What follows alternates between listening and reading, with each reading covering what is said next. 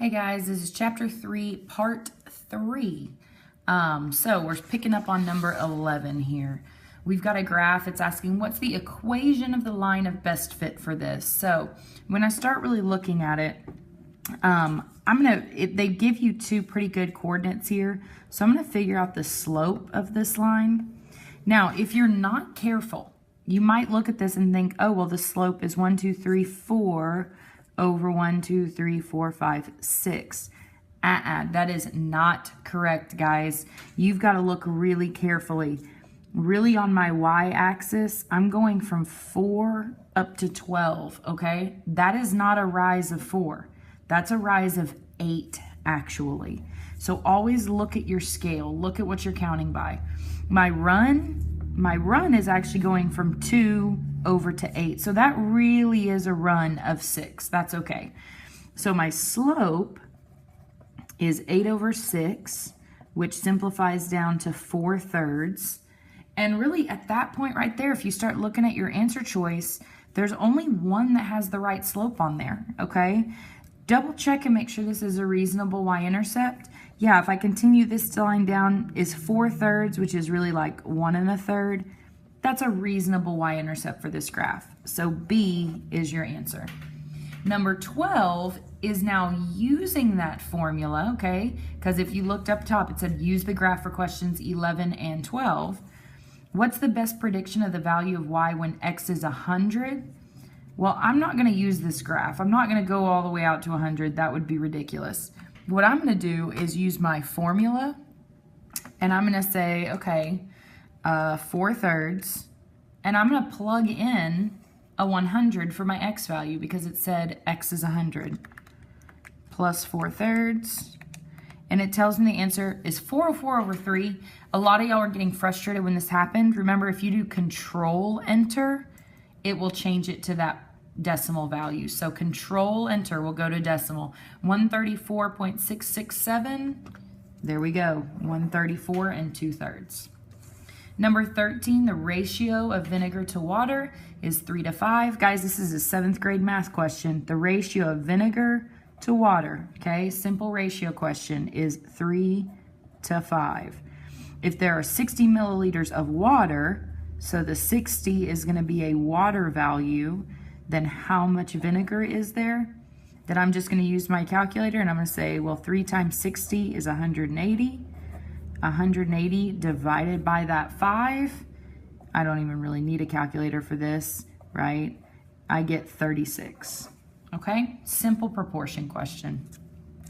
Number 14, Marat has $180 in his savings account. He's depositing $15 per week from his paycheck, and we're looking for the formula. This wording, I cannot stress enough, it's going to pop up over and over again.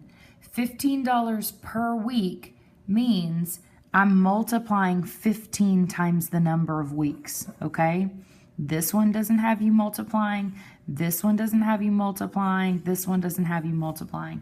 Then the rest of it makes sense. Yeah, I start with 180 and then I add 15 times every week that I am saving, okay? Number 15, water in a bucket.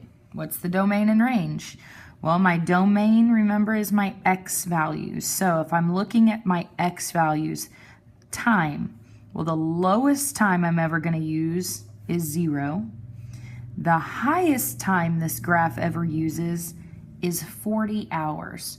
So my domain is stretching from 0 to 40, and it's my x values. So this looks like a pretty good bet right here, 0 to 40. Just being greater than 0, yeah, you have a definite time when you run out of water in the bucket though, okay? So that's why that's not really a good option. Less than 40 would mean that I can go into negatives, and I don't want to go into negatives on that. And then 0 to 10, well, that would only go to like here. That's really seriously cutting off your graph. And then your range is just looking at my y's. Well, my y's go from 0 to 10, so that totally works. C is the answer. All right, number 16. We've got an experiment, and it's asking what the independent variable is, okay? First thing, let's make sure we know what the variables actually are. All right, we're performing an experiment. Temperature has an effect on the amount of time the pumpkin seed produces a shoot. Well, here's one variable, the temperature. The other variable is the amount of time it takes, okay? Those are the two values that are going to be changing in this. So when I start looking at this, the amount of soil in each sample, they don't say anything. I mean, they're identical soil samples, so that's not changing. The number of samples in the experiment, that's not something that I'm trying to measure and change, so that one's out. So I just really need to narrow down, well, does the temperature, and I always think it's easier to start with the dependent one, okay? And then you can figure out the independent. So does the temperature depend on the time it takes, or does the time it takes depend on the temperature? Well, I would say the time depends on the temperature. So that means the time is the dependent and the temperature is the independent. Okay, you're going to decide what your temperature is, and that's going to determine.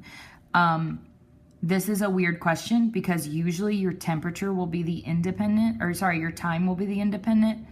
Doesn't always necessarily hold true. So just go through that process of reading it with the depend and see which one works better. Okay? All right, we'll come back and finish this up in one more video.